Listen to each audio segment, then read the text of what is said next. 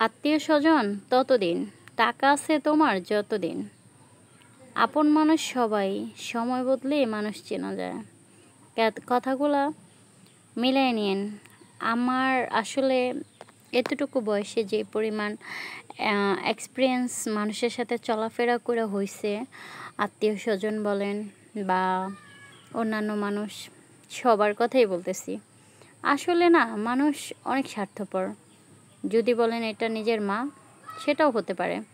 কারণ আমি এমনও মা দেখছি যে ওই মা এতটাই স্বার্থপর যে নিজের স্বার্থের জন্য ছেলে মেয়ে ফালায়া অন্য ছেলের সাথে পালায়া যায়, ছেলে মেয়ে তেজ্যপুত্র করে দেয় নিজে আরামায়েশে থাকার জন্য। আমি এরকম অনেক মা দেখছি, শুধু আমি না, হয়তো আপনারা অনেকেই দেখছেন।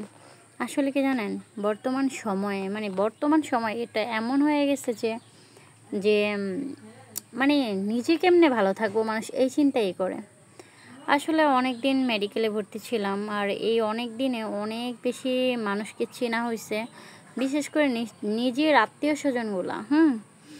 নিজের যে আত্মীয় স্বজনগুলা, অ্যাটলিস্ট তাদেরকে অনেক ভালোভাবে চেনা হয়েছে যে এরা এত স্বার্থপর। আমি যে মেডিকেলে ভর্তি ছিলাম আমার বেবিটাকে নিয়ে, আমার ওই মেডিকেলের পাশে হচ্ছে গিয়ে আমার যে আত্মীয়র বাড়ি, যেটাই হোক না কেন আমার আত্মীয়র বাড়ি।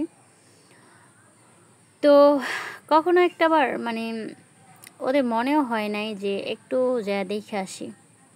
আসলে মানুষ এমনই হয়, বিশ্বাস করেন। আগে বলতাম যে দূর, মানুষে কে কয়, আত্মীয় স্বজন এমন হতে পারে নাকি, আপন ভাই বোন এমন হতে পারে। কিন্তু না, এখন বিশ্বাস করি। আপন ভাই বলেন, চাস্তো ভাই বলেন, চাস্তো বোন বলেন, আপন বোন বলেন, কেউ ভাই কারো না।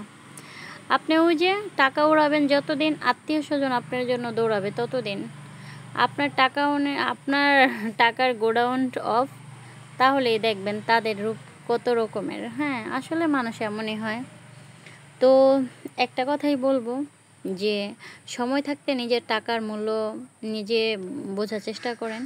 টাকা পয়সা আন্তাজে ওই যার তার সাথে চলাফেরা করে ভাঙবেন না। কোনো আত্মীয়, কোনো আপনজনই আপনার আপন না। এই জন্য নিজের ক্যাশ নিজের কাছে রাখবেন, কখনোই কাউকে দিয়ে শূন্য ছাড়া হবেন না। তাহলে ভোগান্তির কোনো শেষ থাকবে না, কেউ কারো না। মানুষ অনেক স্বার্থপর। মানুষ আসলে যতটা ভালো মানুষই দেখায়, মানুষ ততটা ভালো হয় না। নিজের অভিজ্ঞতা থেকে কথাগুলো বলা, মানুষ অনেক বেঈমান।